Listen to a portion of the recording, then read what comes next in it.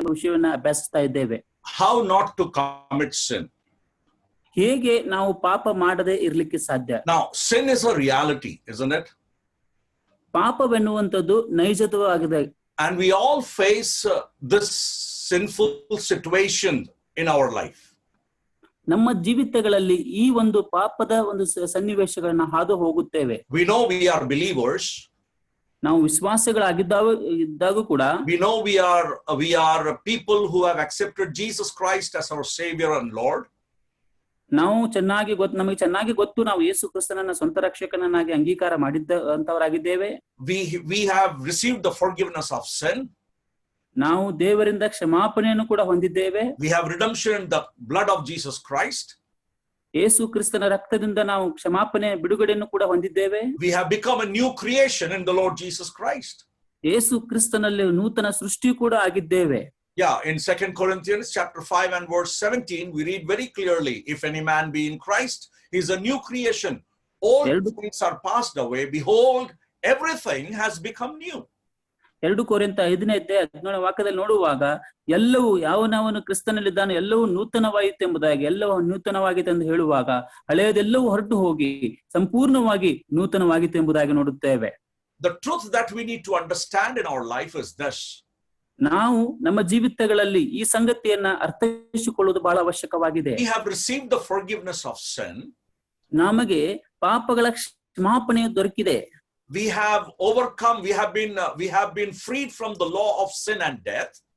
ನಾವು ದೇವರ ಒಂದು ಆ ನ್ಯಾಯ ತೀರ್ಪು ಮತ್ತು ವಿಶೇಷವಾಗಿ ಆ ಶಿಕ್ಷೆಯಿಂದ ತಪ್ಪಿಸಿಕೊಂಡಿದ್ದೇವೆ. We still live in this body of sin. ಆದಾಗ್ಯೂ ಕೂಡ ನಾವು ಪಾಪಮಯವಾದ ಶರೀರದಲ್ಲಿ ಜೀವಿಸ್ತಾ ಇದ್ದೇವೆ. And we need to understand that we still do have the nature to commit sin in our life. ನಾವು ಬಹಳವಾಗಿ ಸ್ಪಷ್ಟವಾಗಿ ಅರ್ಥ ಮಾಡಿಕೊಳ್ಳಬೇಕು. ಏನೆಂದರೆ ನಾವು ಶರೀರದಲ್ಲಿ ಇರುವ ತನಕ ಇನ್ನೂ ಪಾಪದ ಸ್ವಭಾವದಲ್ಲಿ ಇರುವ ಕಾರಣ ಪಾಪ ಮಾಡುವ we are liberated from the penalty of sin. ನಾವು ಪಾಪದ ದಂಡನೆಯನ್ನಾದರೂ ತಪ್ಪಿಸಿಕೊಂಡಿದ್ದೇವೆ. But we are still living in a situation where we can commit sin in our life. ಆದರೆ ಇವತ್ತಿಗೂ ಕೂಡ ಪಾಪ ಮಾಡುವಂತ ಸಂದರ್ಭ ಅಥವಾ ಸನ್ನಿವೇಶದ ಮಧ್ಯದಲ್ಲಿ ನಾವು ಜೀವಿಸ್ತಾ ಇದ್ದೇವೆ. Now, God's work in liberating us from sin is seen in Romans chapter 8 and verses 1 to 4. ದೇವರ ವಾಕ್ಯ ರೋಮಾಪುರ ಪತ್ರಿಕೆ 8ನೇ ಅಧ್ಯಾಯ 1ರಿಂದ 4ನೇ ವಾಕ್ಯದಲ್ಲಿ ದೇವರು ನಮ್ಮ ರಕ್ಷಣೆಗೋಸ್ಕರ ಬಿಡುಗಡೆಗೋಸ್ಕರವಾಗಿ ಮಾಡಿದ ಕಾರ್ಯವನ್ನು ನಾವು ನೋಡುವಂತವರಾಗಿದ್ದೇವೆ. Where we see three things that has happened in our life. ಅಲ್ಲಿ ಹೇಳಲ್ಪಟ್ಟಂತಹ 3 ಸಂಗತಿಗಳು ನಮ್ಮ ಜೀವಿತಗಳಲ್ಲಿ ನೆರವೇರಿಸಲ್ಪಟ್ಟಿವೆ. Now, what do we read there in Romans chapter 8? ರೋಮಾಪುರದ ಪತ್ರಿಕೆ 8ನೇ ಅಧ್ಯಾಯವನ್ನು ನಾವು ಓದಿಕೊಳ್ಳುವಾಗ ಅಲ್ಲಿ ಏನನ್ನು ನೋಡುತ್ತೇವೆ ಎಂಬುದು ನೋಡುವಾಗ, there is therefore no condemnation for those who are in Christ Jesus, for the law of the Spirit of life has set you free in Christ Jesus from the law of sin and death. ದೇವರ ವಾಕ್ಯದಲ್ಲಿ ನೋಡುವಾಗ 8ನೇ ಅಧ್ಯಾಯ 1ನೇ ವಾಕ್ಯದಲ್ಲಿ, ಆದ್ದರಿಂದ ಕ್ರಿಸ್ತ ಯೇಸುವಿನಲ್ಲಿ ಇರುವವರಿಗೆ ಅಪರಾಧ ನಿರ್ಣಯವು ಈಗ ಇಲ್ಲವೇ ಇಲ್ಲ. Yeah, for God has done what the law weakened by the flesh could not do, by sending his own son in the likeness of sinful flesh, and for sin he condemned sin in the flesh, in order that the righteous requirement of the law might be fulfilled in us who walk not according to the flesh but according to the Spirit. ಮುಂದಿನ ವಾಕ್ಯ ಭಾಗದಲ್ಲಿ ನೋಡುವಾಗ, ಜೀವವನ್ನು ಉಂಟು ಮಾಡುವ ಪವಿತ್ರಾತ್ಮದ ನೇಮವು ನಿನ್ನನ್ನು ಪಾಪ ಮರಣಗಳಿಗೆ ಕಾರಣವಾದ ನೇಮದಿಂದ ಕ್ರಿಸ್ತ ಯೇಸುವಿನ ಮೂಲಕ ಬಿಡಿಸಿತು. ಧರ್ಮಶಾಸ್ತ್ರವು ನಮ್ಮ ಶರೀರಾಧೀನ ಸ್ವಭಾವ ನಿಮಿತ್ತ ನಿರ್ಬಲವಾಗಿ ಯಾವ ಕೆಲಸವನ್ನು ಮಾಡಲಾರದೆ ಇತ್ತೋ ಅದನ್ನು ದೇವರೇ ಮಾಡಿದನು, ಮತ್ತು ಅದು ಏನೆಂದರೆ ಪಾಪ ನಿವಾರಣೆಗಾಗಿ ತನ್ನ ಮಗನಾದ ಪಾಪಾಧೀನನಾದಂತಹ ನರಭಾವದ ರೂಪದಲ್ಲಿ ಕಳಿಸಿಕೊಟ್ಟು ನರಭಾವದಲ್ಲಿಯೇ ಪಾಪಕ್ಕೆ ಮರಣದಂಡನೆಯನ್ನು ವಿಧಿಸಿದನು. So we are people who do not walk according to the flesh but according to the Spirit. ಆದರೆ ನಾವು ಶರೀರ ಭಾವಾಧೀನವಾಗಿ ನಡೆಯುವಂತವರಾಗಿರದೆ ದೇವರ ಆತ್ಮನನ್ನ ಆಧಾರ ಮಾಡಿಕೊಂಡು ನಡೆಯುವಂತವರ ಜವಾಬ್ದಾರಿಯಲ್ಲಿದ್ದೇವೆ. Now, what are the three things that has happened? ಅಲ್ಲಿ 3 ಸಂಗತಿಗಳು ಏನು ಆಗಿದೆ ಎಂದು ನೋಡೋಣ. Number 1, we are free from condemnation. ನಮಗೆ ಅಪರಾಧ ನಿರ್ಣಯದಿಂದ ಬಿಡುಗಡೆಯಾಗಿದೆ. The day we received Jesus Christ as our Savior and Lord, accepted him, received the forgiveness of sin, we are free from condemnation. ನಾವು ಯಾವ ದಿನ ಕರ್ತನಾದ ಯೇಸು ಕ್ರಿಸ್ತನ ಸ್ವಂತ ರಕ್ಷಕ ಒಡೆಯನೆಂಬುದಾಗಿ ಅಂಗೀಕಾರ ಮಾಡಿಕೊಂಡಿದ್ದೆವು, ಆ ಕ್ಷಣವೇ ದೇವರಿಂದ ದೃಷ್ಟಿಯಲ್ಲಿ ನಾವು ಅಪರಾಧ ನಿರ್ಣಯದಿಂದ ಬಿಡುಗಡೆ ಹೊಂದಿದ್ದೇವೆ. God's judgment of hellfire is no more in our life. ನಮ್ಮ ಜೀವಿತಗಳಲ್ಲಿ ನರಕ ಯಾತನೆ ಅನ್ನುವಂತ ಅನುಭವ ಇಲ್ಲವೇ ಇಲ್ಲ. We will not go to hell.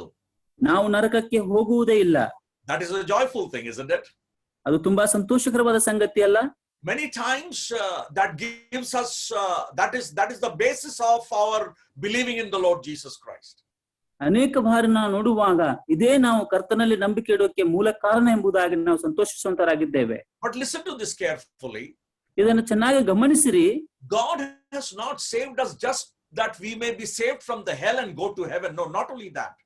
ದೇವರು ನಮ್ಮನ್ನು ನರಕದಿಂದ ತಪ್ಪಿಸಿ ಸ್ವರ್ಗಕ್ಕೆ ಹೋಗಬೇಕೆಂಬಂತ ಒಂದೇ ಒಂದು ಕಾರಣಕ್ಕಾಗಿ ರಕ್ಷಣೆಯನ್ನು ಕೊಡಲಿಲ್ಲ. That reality is there, no doubt about it. ಅದು ನಿಜವಾಗಿದ್ದು ಸತ್ಯವಾದಂತ ಸಂಗತಿಯಾಗಿದೆ, ಒಪ್ಪಿಕೊಳ್ಳುತ್ತೇವೆ. But there is more than that. ಅದಕ್ಕಿಂತ ಇನ್ನೂ ಮಿಗಿಲಾಗಿರುವಂತದ್ದು ಒಂದಿದೆ. God wants us to show to this world that we are people who are overcomers from the power of the world and from the power of sin. ಆದರೆ ದೇವರಿಗೆ ನಮ್ಮ ಕುರಿತಾಗಿ ನೋಡುವಾಗ ನಾವು ಆ ಪಾಪಾದಿನ ಸ್ವಭಾವದಲ್ಲಿರುವಂತಹ ನಾವುಗಳು ಈ ಒಂದು ಪಾಪದ ಮೇಲೆ ಜಯವನ್ನ ಸಾಧಿಸಲಿಕ್ಕೆ ಸಾಧ್ಯವಿದೆ ಎಂಬುದನ್ನು ದೇವರು ಸಾಬೀತುಪಡಿಸಲಿಕ್ಕೆ ಲೋಕಕ್ಕೆ ತಿಳಿಸಿಕೊಡುವುದಕ್ಕಾಗಿ ಈ ಕಾರ್ಯವನ್ನು ಮಾಡಿದ್ದಾರೆ. So we are free from condemnation, number one. ನಾವು ಮೊದಲನೇದಾಗಿ ನೋಡುವಾಗ ನಮಗೆ ಅಪರಾಧ ನಿರ್ಣಯವೂ ಇಲ್ಲ. And secondly, ಎರಡನೆಯದಾಗಿ chapter 8 verse 2 says we are free from the law of sin and death. ನಾವು ದೇವರ ವಾಕ್ಯದಲ್ಲಿ ನೋಡುವಾಗ ಧರ್ಮಶಾಸ್ತ್ರಾಧೀನ ಮತ್ತು ಪಾಪದ ಅಧೀನದಲ್ಲಿ ನಾವು ಇಲ್ಲ. Yeah, there is no more law of sin that was there. That is the punishment, the wrath of God which was coming on us. ನಮ್ಮ ಮೇಲೆ ದೇವರ ಉಗ್ರಕೋಪ ಬರುವಂತದ್ದು, ದೇವರ ಉಗ್ರಕೋಪದ ದಂಡನೆಯಲ್ಲಿ ನಾವು ಇಲ್ಲ. The wages of sin, that was death, is taken away from our life. ನಮ್ಮ ಜೀವಿತದಿಂದ ಮರಣವನ್ನು ತೆಗೆದುಹಾಕಲ್ಪಟ್ಟಿದೆ. We are possessors of eternal life with abundance of life with Christ. ನಾವು ಕರ್ತನಾದ ಯೇಸು ಕ್ರಿಸ್ತನೊಂದಿಗೆ ಸದಾಕಾಲ ಜೀವಿಸುವಂತ ಜೀವಿತಕ್ಕೆ ಕರೆಯಲ್ಪಟ್ಟಂತವರಾಗಿದ್ದೇವೆ. Now Jesus Christ said, I have come that you might have life and life in abundance. ಆ ಕರ್ತನಾದ ಯೇಸು ಕ್ರಿಸ್ತನು ಹೇಳುವಂತ ಮಾತನ್ನು ನೆನೆಸುವಾಗ, ನಾನು ನಿಮಗೋಸ್ಕರ ಬಂದಿದ್ದೇನೆ, ನಿಮಗೆ ಜೀವ ಕೊಡುವುದಕ್ಕಾಗಿ ಮತ್ತು ನೀವು ಸದಾಕಾಲ ನನ್ನೊಟ್ಟಿಗೆ ಇರಬೇಕೆಂಬಂತ ಕಾರಣಕ್ಕಾಗಿ ಬಂದಿದ್ದೇನೆ ಎಂಬುದಾಗಿ ಯೇಸು ಕ್ರಿಸ್ತನು ಹೇಳುತ್ತಾನೆ. You can lead a normal life, you can lead an abundant life. ನೀವು ಇಂತಹ ಒಂದು ಸಾಧಾರಣವಾದ ಸಾಮಾನ್ಯ ಜೀವಿತವನ್ನು ಜೀವಿಸಬಹುದು ಮತ್ತು ಅತ್ಯಂತವಾದಂತಹ ವಿಶಾಲಕರವಾದಂತಹ ಜೀವಿತವನ್ನು ಜೀವಿಸಬಹುದು. We are living in a time of pandemic, isn't it? ನಾವು ಈ ದಿನಗಳಲ್ಲಿ ಒಂದು ಆ ರೋಗದ ದಿನಮಾನಗಳನ್ನು ಹಾದು ಹೋಗ್ತಾ ಇದ್ದೇವೆ. You go to hospitals, ನೀವು ಆಸ್ಪತ್ರೆಗೆ ಹೋಗುವುದಾದರೆ, especially where corona patients are admitted, ಎಲ್ಲಿ ಕರೋನಾ ರೋಗಿಗಳು ಅಡ್ಮಿಟ್ ಆಗಿದ್ದಾರೋ ಆ ಆಸ್ಪತ್ರೆಗೆ ಹೋಗುವಾಗ you can see patients on bed.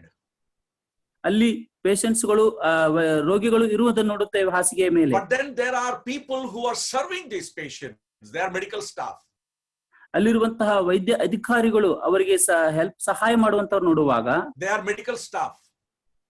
ಅವರು ವೈದ್ಯಕೀಯ ಒಂದು ತಂಡದವರಾಗಿದ್ದಾರೆ. Both of them have life, the one on the bed and the one who is helping them. ಒಬ್ಬ ಹಾಸಿಗೆ ಮೇಲೆ ಇರುವವನಿಗೂ ಮತ್ತು ಅವರಿಗೆ ಸೇವೆ ಮಾಡುವ ಇಬ್ಬರಲ್ಲಿಯೂ ಕೂಡ ಜೀವವಿದೆ. But who is enjoying real life? ಆದರೆ ಇಬ್ಬರಲ್ಲಿ ಯಾರು ತಮ್ಮ ಜೀವಿತವನ್ನ ಸಂತೋಷವಾಗಿ ಕಳೀತಾ ಇದ್ದಾರೆ? The one on the bed or the one who is serving them? ಹಾಸಿಗೆ ಮೇಲೆ ಇರುವಂತವರು ಅಥವಾ ಸೇವೆ ಮಾಡುವಂತವರು? Both have life, no doubt about it. ಏನು ಇದನ್ನಿಲ್ಲ, ಒಂದು ಎರಡು ಮಾತಿಲ್ಲ, ಇಬ್ಬರಲ್ಲಿಯೂ ಜೀವವೇ ಇದೆ. Now that is the situation of many believers today. ಅದೇ ರೀತಿಯಾದಂತಹ ಸ್ಥಿತಿಯಲ್ಲಿ ಅನೇಕ ವಿಶ್ವಾಸಿಗಳು ಇವತ್ತಿನ ದಿನಗಳಲ್ಲಿದ್ದಾರೆ. They say they have life. ಅವರು ಹೇಳುತ್ತಾರೆ ತಮ್ಮಲ್ಲಿ ಜೀವನ ಅಥವಾ ಜೀವವಿದೆ ಎಂಬುದಾಗಿ. Free from the law of sin and death. ಅವರು ಹೇಳುತ್ತಾರೆ ನಾವು ಪಾಪದ ಶಿಕ್ಷೆಯಿಂದ ಮತ್ತು ನರಕದಿಂದ ಮತ್ತು ಮರಣದಿಂದ ತಪ್ಪಿಸಿಕೊಂಡಿದ್ದೇವೆ ಎಂಬುದಾಗಿ ಹೇಳುತ್ತಾರೆ. But their life is not in abundance, but on the bed. ಆದರೆ ಅವರ ಜೀವಿತವು ಕರ್ತನಲ್ಲಿ ಸಂತೋಷಿಸುವಂತ ರೀತಿಯಲ್ಲಿ ಇಲ್ಲ, ಆದ್ರೆ ಹಾಸಿಗೆ ಮೇಲೆ ಇರುವ ಹಾಗೆ ಇದೆ. I hope you are able to understand that difference. ನೀವು ಅರ್ಥಿಸಿಕೊಳ್ಳುತ್ತಿದ್ದೀರಿ ಎಂಬುದಾಗಿ ನಾನು ನಂಬುತ್ತೇನೆ. Now God has saved us from this penalty of sin and death that we may be energetic and move on and express that life of abundance through our behavior. ನಾವು ಈ ಲೋಕದಲ್ಲಿ ದೇವರ ರಕ್ಷಣೆ ಅನುಭವವನ್ನು ಅನುಭವಿಸಿದ ಮೇಲೆ ನಾವು ಹೊರಟು ಹೋಗಿ ಕರ್ತನಾದ ಯೇಸು ಕ್ರಿಸ್ತನ ಮಾಡಿದಂತಹ ಶ್ರೇಷ್ಠ ಕಾರ್ಯವನ್ನು ಮತ್ತು ಆತನ ಅದ್ಭುತವಾದಂತಹ ಜೀವನ ಕೊಡುವಂತಹ ವಿಧಾನವನ್ನು ಲೋಕಕ್ಕೆ ಪ್ರಚುರಪಡಿಸುವರಾಗಿರಬೇಕು ನಮ್ಮ ಜೀವಿತಗಳಲ್ಲಿ ಎಂಬುದಾಗಿ ದೇವರು ನಮ್ಮನ್ನು ಆರಿಸಿಕೊಂಡಿದ್ದಾನೆ. Okay, what is the third thing? ಮೂರನೇ ಸಂಗತಿ ಏನಾಗಿದೆ? The efficacy of the work of Christ. ಕರ್ತನಾದ ಯೇಸು ಕ್ರಿಸ್ತನ ಕಾರ್ಯವನ್ನು ನಾವು ನೋಡುವಂತವರಾಗಿದ್ದೇವೆ. And that is seen in the perfection of fulfilling the righteous demand of God. ಈ ವಾಕ್ಯ ಭಾಗದಲ್ಲಿ ನೋಡುವಾಗ ಯೇಸು ಕ್ರಿಸ್ತನ ಒಂದು ಕಾರ್ಯದಲ್ಲಿ ನೀತಿವಂತಿಕೆ ಕಾರ್ಯವನ್ನು ನೆರವೇರಿಸಲಿಕ್ಕೆ ಏನೇನು ಅವಶ್ಯಕತೆ ಇದೆಯೋ ಅದೆಲ್ಲವನ್ನು ಪರಿಪೂರ್ಣವಾಗಿ ನೆರವೇರಿಸಿದ್ದನ್ನು ನೋಡುತ್ತೇವೆ. And that is the work of Christ in verses 3 and 4 of chapter 8. 8ನೇ ಅಧ್ಯಾಯ 3ನೇ ಮತ್ತು 4ನೇ ವಾಕ್ಯದಲ್ಲಿ ಅದು ಕರ್ತನಾದ ಯೇಸು ಕ್ರಿಸ್ತನು ಮಾಡಿದ ಕಾರ್ಯವಾಗಿದೆ. What is the righteousness of God? ದೇವರ ನೀತಿವಂತಿಕೆ ಏನಾಗಿತ್ತು? The righteousness of God is all that God is demanding and all that God approves. ದೇವರ ಒಂದು ನೀತಿವಂತಿಕೆ ನೋಡುವಾಗ ದೇವರು ಏನನ್ನು ಬಯಸ್ತಾ ಇದ್ದನ್ನು ಏನನ್ನು ಅಪೇಕ್ಷಿಸ್ತಾ ಇದ್ದನ್ನು ನೋಡುವಾಗ all that God demands. ದೇವರು ಏನನ್ನು ಎಲ್ಲವನ್ನು ಅಪೇಕ್ಷಿಸುವಂತನಾಗಿದ್ದಾನೆ. We could not fulfill those demands of God. ಆತನ ಇಚ್ಛೆಗಳನ್ನು ನಾವು ನೆರವೇರಿಸಲಿಕ್ಕೆ ಸಾಧ್ಯವಾಗಲಿಲ್ಲ. But who fulfilled that? ಆದರೆ ಆತನ ಇಚ್ಛೆಯನ್ನು ಯಾರು ನೆರವೇರಿಸಿದರು? Jesus Christ fulfilled that. ಕರ್ತನಾದ ಯೇಸು ಕ್ರಿಸ್ತನು ನೆರವೇರಿಸಿದನು. And that righteousness was put on us by Jesus Christ. ಆ ಕರ್ತನಾದ ಯೇಸು ಕ್ರಿಸ್ತನ ಮೂಲಕವಾಗಿ ದೊರೆತಂತಹ ಆ ಒಂದು ನೀತಿವಂತಿಕೆಯನ್ನ ದೇವರು ನಮ್ಮ ಮೇಲೆ ನಮಗೆ ಹೊದಿಸಿದನು.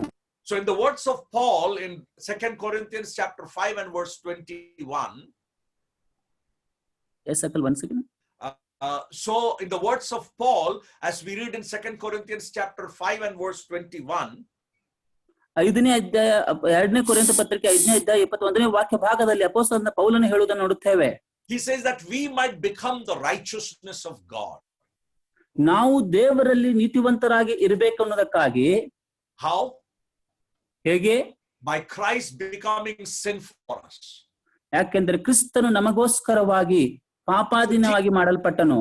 Jesus Christ took our penalty and he gave that righteousness to us. ಯೇಸು ಕ್ರಿಸ್ತನು ನಮ್ಮ ಒಂದು ಪಾಪದ ದಂಡ ಶಿಕ್ಷೆಯನ್ನು ತನ್ನ ಮೇಲೆ ಹೊತ್ತುಕೊಂಡು ನಮಗೆ ನೀತಿವಂತಿಕೆಯನ್ನು ಕೊಟ್ಟನು. And the efficacy of the work of Christ is fulfilled in our life. ಯೇಸು ಕ್ರಿಸ್ತನ ಒಂದು ಆ ರಕ್ಷಣಾ ಕಾರ್ಯದಂತಹ ಒಂದು ಬೆಲೆಯನ್ನ ಕಟ್ಟುವಂತದ್ದು ನಮ್ಮ ಜೀವಿತಗಳಲ್ಲಿ ನೆರವೇರಿಸಲ್ಪಟ್ಟಿದೆ. But the fact is we are still struggling to overcome sinful behaviors in our life. ಆದರೆ ನೈಜವಾದ ಸಂಗತಿ ಏನೆಂದು ನೋಡುವಾಗ ನಾವು ನಮ್ಮ ಜೀವಿತಗಳಲ್ಲಿ ಇನ್ನೂ ಕೂಡ ಈ ಹೊತ್ತಿಗೂ ಕೂಡ ಪಾಪದ ಕುರಿತಾಗಿ ನಾವು ಯಾವತ್ತಿಗೂ ಹೋರಾಡುವಂತವರಾಗಿದ್ದೇವೆ. ಪಾಪದ ಸ್ವಭಾವದೊಂದಿಗೆ ಹೋರಾಡುವಂತವರಾಗಿದ್ದೇವೆ. What is sin? ಹಾಗಾದರೆ ಪಾಪವೆಂದರೇನು? You can read it on the screen. ಮೇಲೆ ಕೊಟ್ಟಂತಹ ವಾಕ್ಯ ಭಾಗವನ್ನು ನಾವು ಓದುವಾಗ I have written a small definition of sin there. ಅಲ್ಲೊಂದು ಸ್ಕ್ರೀನ್ ಮೇಲೆ ಪಾಪದ ಕುರಿತಾದಂತಹ ಒಂದು ವ್ಯಾಖ್ಯಾನವನ್ನು ಬರೆಯಲ್ಪಟ್ಟಿದೆ. And it reads like this: sin is any lack of conformity to the moral perfection of God. That is, any form of disobedience to the revealed will of God is sin in a believer's life. ಒಬ್ಬ ವಿಶ್ವಾಸಿಯ ಜೀವಿತದಲ್ಲಿ ನೋಡುವಾಗ ಪಾಪವೆಂದು ಏನೆಂದು ನೋಡುವಾಗ ದೇವರ ದೃಷ್ಟಿಯಲ್ಲಿ ಯಾವುದೇ ಒಂದು ವಿಧಾನದಲ್ಲಿ ಯಾವುದೇ ಒಂದು ನೈತಿಕ ದೃಷ್ಟಿಕೋನದಲ್ಲಿಯೂ ಕೂಡ ದೇವರಿಗೆ ಅವಿಧೇಯತೆ ಆದರೆ ಅದುವೇ ಪಾಪವಾಗಿದೆ. So, but is that possible in our life? ಅದು ನಮ್ಮ ಜೀವಿತಗಳಲ್ಲಿ ಸಾಧ್ಯವಿದೆಯಾ? Yes, it is possible. ಹೌದು, ನಮ್ಮ ಜೀವಿತಗಳಲ್ಲಿ ಆಗುತ್ತದೆ. And that is why God has given us that grace. ಆದ ಕಾರಣ ದೇವರು ತಾನೇ ನಮ್ಮ ಮೇಲೆ ತನ್ನ ಕೃಪೆಯನ್ನ ಒದಗಿಸಿದ್ದಾನೆ.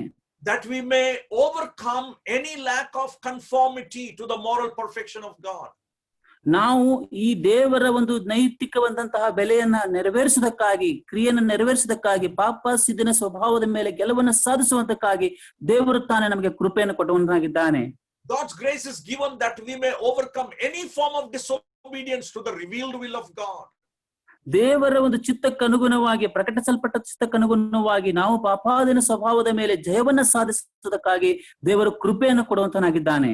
So we will see how we slowly get into temptation and how we can overcome this temptation in our life. ನಾವು ನಮ್ಮ ಜೀವಿತಗಳಲ್ಲಿ ಯಾವ ರೀತಿಯಾಗಿ ಪಾಪದ ಸೆಳೆತಕ್ಕೆ ಹೋಗುತ್ತೇವೆ ಮತ್ತು ಪಾಪದ ಸೆಳೆತವನ್ನು ಇದನ್ನು ತಪ್ಪಿಸಿಕೊಂಡು ಅವುಗಳ ಮೇಲೆ ಗೆಲುವನ್ನು ಸಾಧಿಸಿ ಬರುವುದನ್ನು ನಾವು ನೋಡುವಂತವರಾಗಿದ್ದೇವೆ. So what is our responsibility? ಹಾಗಾದರೆ ನಮ್ಮ ಜವಾಬ್ದಾರಿಗಳೇನು? We should guard ourselves from falling into such a situation where we may disobey God's law. ನಾವು ನಮ್ಮ ಜೀವಿತಗಳನ್ನ ಕಾಪಾಡಿಕೊಳ್ಳಬೇಕು, ಸುರಕ್ಷತೆಯಲ್ಲಿ ಇಟ್ಟುಕೊಳ್ಳಬೇಕು. ಯಾವ ಸಂಗತಿಗಳು ನಮ್ಮನ್ನ ದೇವರ ವಾಕ್ಯಕ್ಕೆ ಅವಿಧೇಯತೆಗೆ ಒಳಪಡಿಸುತ್ತಂತ ಎಲ್ಲ ಸಂಗತಿಗಳಿಂದ ನಮ್ಮನ್ನು ನಾವೇ ಸ್ವ ನಿಯಂತ್ರಣದಲ್ಲಿ ಒಳಪಡಬೇಕು. And the process of being led to such a situation is known as temptation. ಇಂತಹ ಒಂದು ಅನುಭವಗಳನ್ನ ಹಾದು ಹೋಗುವಂತ ಸಂಗತಿಯೇ ಒಂದು ಶೋಧನೆ ಎಂಬುದಾಗಿ ನೋಡುತ್ತೇವೆ. Yeah, when you come to James chapter 1, ಯಾಕೋಬನ ಗ್ರಂಥ 1ನೇ ಅಧ್ಯಾಯಕ್ಕೆ ಬರುವಾಗ verses 13 to 18, 13ರಿಂದ 18 ವಾಕ್ಯ ಭಾಗವನ್ನು ನಾವು ನೋಡುವಾಗ there we read of how we overcome this temptation. ನಾವು ಈ ವಾಕ್ಯ ಭಾಗದಲ್ಲಿ ಹೇಗೆ ನಾವು ಪಾಪದಿಂದ ಜಯ ಸಾಧಿಸಲಿಕ್ಕೆ ಸಾಧ್ಯ ಎಂಬುದಾಗಿ ನಾವು ನೋಡುವಂತರಾಗಿದ್ದೇವೆ.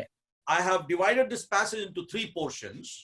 ಈ ಒಂದು 13ನೇ ವಾಕ್ಯದಿಂದ 18ನೇ ವಾಕ್ಯ ಭಾಗವನ್ನ 3 ಹಂತವಾಗಿ ನಾನು ವಿಭಜಿಸಿದ್ದೇನೆ. The reality of being tempted, ಒಂದು ಪಾಪದಕ್ಕೆ ಪ್ರೇರೇಪಿಸಲ್ಪಡುವಂತದ್ದು, and then the steps in temptation, ಆ ಒಂದು ಪ್ರೇರೇಪಣೆಯ ಒಂದು ಹಂತಗಳು, and thirdly the solution. ಅವುಗಳಿಗೆ ಅದಕ್ಕೆ ಪರಿಹಾರ ಎಂಬುದಾಗಿ 3ನೇದಾಗಿ ನೋಡುತ್ತೇವೆ. So number 1, we'll see the reality of being tempted. ಪಾಪದ ಪ್ರೇರೇಪಣೆಗೆ ಒಳಗಾಗುವುದು ಅಂದರೆ ಏನು ಎಂಬುದಾಗಿ ಮೊದಲನೇ ಸಂಗತಿಯನ್ನು ನಾವು ನೋಡೋಣ. Yeah, there are 3 things that I want to bring to your notice on this basis. ಈ ಒಂದು 3 ಸಂಗತಿಗಳನ್ನ ನಾನು ನಿಮ್ಮ ಮುಂದೆ ಸ್ಪಷ್ಟವಾಗಿ ಹಂಚಿಕೊಳ್ಳಲಿಕ್ಕೆ ಇಷ್ಟಪಡುತ್ತೇನೆ. I'll read verses 13 and 14. 13 ಮತ್ತು 14ನೇ ವಾಕ್ಯ ಭಾಗವನ್ನ ಓದಿಕೊಳ್ಳೋಣ. Yeah, please read, brother. ಯಾವನಾದರೂ ಪಾಪ ಮಾಡುವುದಕ್ಕೆ ಪ್ರೇರೇಪಿಸಲ್ಪಡುವಾಗ ಈ ಪ್ರೇರೇಪಣೆಯು ನನಗೆ ದೇವರಿಂದ ಉಂಟಾಯಿತಾ ಎಂದೆಂದು ಹೇಳಬಾರದು. ದೇವರು ಕೆಟ್ಟದಕ್ಕೇನು ಸಂಬಂಧಪಟ್ಟವನಲ್ಲ. ಆತನು ಯಾರನ್ನು ಪಾಪಕ್ಕೆ ಪ್ರೇರೇಪಿಸುವುದಿಲ್ಲ. ಆದರೆ ಪ್ರತಿಯೊಬ್ಬನು ತನ್ನಲ್ಲಿರುವ ಆಶಾಪಾಶದಿಂದ ಎಳೆಯಲ್ಪಟ್ಟು ಮರುಳುಗೊಂಡವನಾಗಿ ಪ್ರೇರೇಪಿಸಲ್ಪಡುತ್ತಾನೆ. Yeah, there are 3 things in these 2 verses. ಈ 2 ವಾಕ್ಯ ಭಾಗದಲ್ಲಿ 3 ಪ್ರಮುಖವಾದ ಸಂಗತಿಗಳು ಇವೆ. Number 1, ಮೊದಲನೇದಾಗಿ it is a real experience. ಅದು ನಿಜವಾದಂತಹ ಅನುಭವ. Number 2, ಎರಡನೆಯದಾಗಿ in verse 13 again, it is never from God.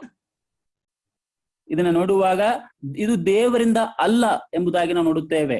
And thirdly, in verse 14, 14ನೇ ವಾಕ್ಯ ಭಾಗದಲ್ಲಿ ನೋಡುತ್ತೇವೆ, it says it is dependent on us. It's dependent on the person, on a believer. ಅದು ವಿಶ್ವಾಸಿಯ ಮೇಲೆ ಆಧಾರಗೊಂಡಿದೆ. ವಿಶ್ವಾಸಿ ಅದರ ಮೇಲೆ ಅವಲಂಬನೆ ಆಗಿರುತ್ತಾನೆ. Yeah, it is real experience. Number 1. ಇದು ಮೊದಲನೇದಾಗಿ ನೋಡುವಾಗ ಇದೊಂದು ನೈಜ ಅನುಭವ. Verse 13, it says, let no man say when he is tempted. 13ನೇ ವಾಕ್ಯದಲ್ಲಿ ನೋಡುತ್ತೇವೆ, ಯಾವನಾದರೂ ಪಾಪ ಮಾಡುವುದಕ್ಕೆ ಪ್ರೇರೇಪಿಸಲ್ಪಡುವಾಗ. Yeah, so the word when he is tempted, it shows that it is a real experience.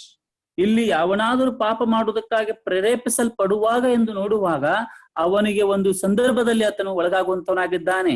It doesn't say if he is tempted. ಅಲ್ಲಿ ಈ ರೀತಿಯಾಗಿ ಹೇಳಲ್ಪಟ್ಟಿಲ್ಲ, ಒಂದು ವೇಳೆ ಆತನು ಪಾಪಕ್ಕೆ ಪ್ರೇರೇಪಿಸಲ್ಪಟ್ಟರೆ ಎಂಬುದಾಗಿ ಅಂತಲ್ಲ. But it says when he is tempted. ಯಾವಾಗ ಪಾಪದ ಪ್ರೇರೇಪಣೆಗೆ ಒಳಪಡುತ್ತಾನೋ. Yeah, so this temptation is a reality in each one of our lives. ಈ ಒಂದು ಶೋಧನೆಯು ಪ್ರತಿಯೊಂದು ವಿಶ್ವಾಸಿಯಲ್ಲಿ ಬರುವಂತಹ ಸಹಜವಾಗಿ ಬರುವಂತದ್ದಾಗಿದೆ. Now when you study God's word, ದೇವರ ವಾಕ್ಯವನ್ನು ಗಮನಿಸುವಾಗ, ಅಭ್ಯಾಸಿಸುವಾಗ, the first book of Genesis, we read about this truth of temptation. ಈ ಒಂದು ಪಾಪದ ಪ್ರೇರೇಪಣೆಗೆ ಒಳಗಾಗುವಂತಹ ಘಟನೆಯನ್ನು ನಾವು ಆದಿಕಾಂಡ ಪ್ರಾರಂಭದಲ್ಲೇ ನೋಡುವಂತವರಾಗಿದ್ದೇವೆ. Sin entering into the Garden of Eden, we see that reality. ಆ ಪಾಪವು ಎದೆನ್ ತೋಟದಲ್ಲಿ ಪ್ರವೇಶಿಸುವಂತಹ ನಿಜತ್ವವನ್ನು ನೋಡುವಂತವರಾಗಿದ್ದೇವೆ. So this is a reality. ಇದು ಒಂದು ನೈಜವಾಗಿರುವಂತಹ ಸಂಗತಿಯಾಗಿದೆ. Nobody can say that I am not tempted in my life. ಯಾರು ಕೂಡ ಹೇಳಲಿಕ್ಕೆ ಸಾಧ್ಯವಿಲ್ಲ, ನಾನು ನನ್ನ ಕ್ರಿಸ್ತಿಯ ಜೀವಿತದಲ್ಲಿ ಪಾಪಕ್ಕೆ ಪ್ರೇರೇಪಿಸಲ್ಪಟ್ಟಿಲ್ಲ ಎಂಬುದಾಗಿ ಹೇಳಲಿಕ್ಕೆ ಸಾಧ್ಯವಿಲ್ಲ. There is always attraction in everybody's life. ಪ್ರತಿಯೊಬ್ಬರ ಜೀವಿತಗಳಲ್ಲಿ ಪ್ರೇರೇಪಣೆ ಅಥವಾ ಆಕರ್ಷಣೆ ಇದ್ದೇ ಇರುತ್ತದೆ ಪಾಪದ ಕುರಿತಾಗಿ. It is true with me, it is true with you.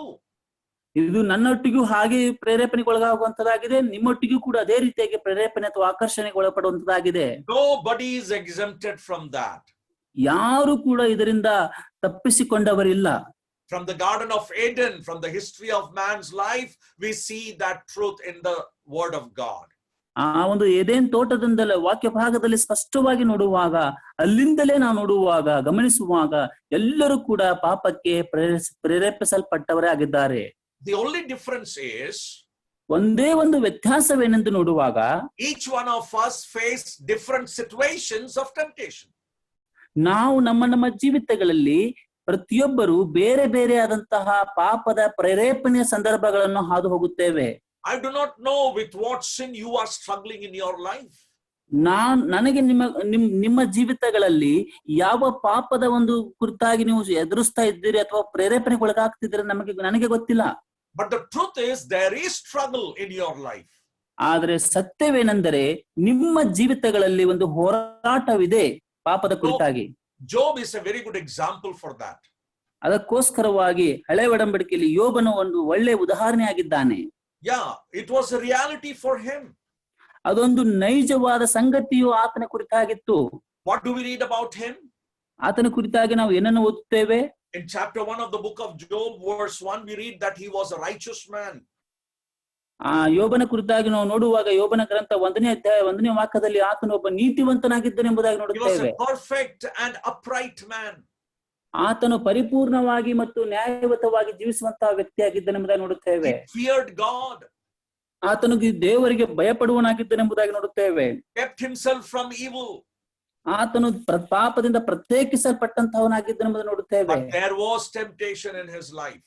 ಆದಾಗ್ಯೂ ಕೂಡ ಅವನಲ್ಲಿ ಪಾಪದ ಪ್ರೇರೇಪಣೆಯು ಇತ್ತು. But the joyful thing is he was victorious. ಆದರೆ ಸಂತೋಷಕರವಾದ ಸಂಗತಿ ಏನೆಂದರೆ ಅವುಗಳೆಲ್ಲವನ್ನು, ಆ ಶೋಧನೆಗಳೆಲ್ಲವನ್ನು ಆತನು ಜಯಿಸಿದನು. What was he struggling with? ಆತನು ಯಾವ ಒಂದು ಪಾಪದ ಪ್ರೇರೇಪಣೆಯಿಂದ ಹೋರಾಡ್ತಾ ಇದ್ದನು. When you come to chapter 3 of the book of Job and verse 25, 3ನೇ ಅಧ್ಯಾಯ 25ನೇ ವಾಕ್ಯಕ್ಕೆ ನಾವು ಹೋಗುವಾಗ, chapter 3 and verse 25, ಯೋಬನ ಗ್ರಂಥ 3ನೇ ಅಧ್ಯಾಯ 25ನೇ ವಾಕ್ಯವನ್ನು ಓದುವಾಗ, ನನಗೆ ಭಯವು ಹುಟ್ಟಿದೊಡನೆಯೇ ಆಪತ್ತು ಸಂಭವಿಸುವುದು, ನಾನು ಯಾವುದಕ್ಕೆ ಹೆದರುತ್ತೇನೋ ಅದು ತಪ್ಪದೆ ಬರುವುದು. He had that temptation of fear in his life. ಆತನ ಜೀವಿತದಲ್ಲಿ ಇರುವಂತಹ ಒಂದು ಶೋಧನೆ ಏನೆಂದರೆ ಭಯ. He says that which I feared has happened to me. ಆತನು ಹೇಳುತ್ತಾ ಇದ್ದಾನೆ, ನನಗೆ ಭಯ ಹುಟ್ಟಿದೆ ಎಂಬುದಾಗಿ ಆತನು ಹೇಳುವಂತನಾಗಿದ್ದಾನೆ. Now what was his fear? ಆತನ ಭಯವೇನಾಗಿತ್ತು? His fear was losing his property. ಆತನ ಭಯವೇನೆಂದರೆ ತನ್ನ ಆಸ್ತಿಯನ್ನು ಕಳೆದುಕೊಳ್ಳುವಂತಹ ಭಯ. His fear was losing his children. ಆತನ ಭಯವೇನೆಂದರೆ ತನ್ನ ಮಕ್ಕಳನ್ನು ಕಳೆದುಕೊಳ್ಳುವಂತಹ ಭಯ. His fear was losing his own strength, his health. ತನ್ನ ಆರೋಗ್ಯವನ್ನು ಕಳೆದುಕೊಳ್ಳುವಂತಹ ಒಂದು ಭಯ ಆತನಿಗಿತ್ತು. And what happened to him? ಆದರೆ ಆತನಿಗೆ ಏನಾಯಿತು? Temptation was brought to him by Satan in that fearful area. ಆ ಒಂದು ಭಯವನ್ನು ಉಂಟು ಮಾಡುವಂತಹ ಕ್ಷೇತ್ರದಲ್ಲಿಯೇ ಸೈತಾನನ ಮೂಲಕವಾಗಿ ಆತನಿಗೆ ಶೋಧನೆಗಳು ಆತನ ಜೀವಿತದಲ್ಲಿ ಬಂದವು. I hope you understand the reality of the temptation that we all face in our life. ನಾನು ಅರ್ಥೈಸಿಕೊಳ್ಳುತ್ತೇನೆ, ನೀವೆಲ್ಲರೂ ಕೂಡ ಸ್ಪಷ್ಟವಾಗಿ ಯಾವ ರೀತಿಯಾಗಿ ಪಾಪದ ಒಂದು ನೈಜತ್ವ ಇದೆ ಎಂಬುದಾಗಿ ನಾವು ಅರ್ಥೈಸಿಕೊಳ್ತಾ ಇದ್ದೀರಿ ಎಂಬುದಾಗಿ ನಾನು ನಂಬುತ್ತೇನೆ. The second thing that I want to bring before you, ಎರಡನೇ ಸಂಗತಿ ನಾನು ನಿಮ್ಮೊಟ್ಟಿಗೆ ಹಂಚಿಕೊಳ್ಳುವಂತದ್ದು, this is never from God. ಇದು ದೇವರಿಂದ ಅಲ್ಲವೇ ಅಲ್ಲ. God never tempts man with evil. ದೇವರು ಯಾವಾಗಲೂ ಕೂಡ ತನ್ನ ಮಕ್ಕಳನ್ನು ಈ ರೀತಿಯಾಗಿ ಶೋಧಿಸುವುದಿಲ್ಲ. He never puts into problem any man. ಯಾವುದೇ ಒಬ್ಬ ವ್ಯಕ್ತಿಯ ಜೀವಿತದಲ್ಲಿ ದೇವರು ಸಮಸ್ಯೆಗಳಲ್ಲಿ ಇಡಲಿಕ್ಕೆ ಬಯಸುವುದಿಲ್ಲ. God permits it, that is a different thing. ಆದರೆ ದೇವರು ಅವುಗಳನ್ನ ಅವಕಾಶಕ್ಕೆ ಕೊಡುತ್ತಾನೆ. In the life of Job, God permitted Satan to attack him in his life.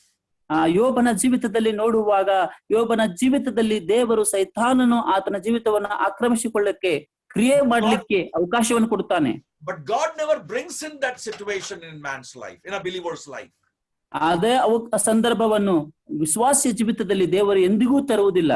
So the second truth that we need to understand is this is never from God.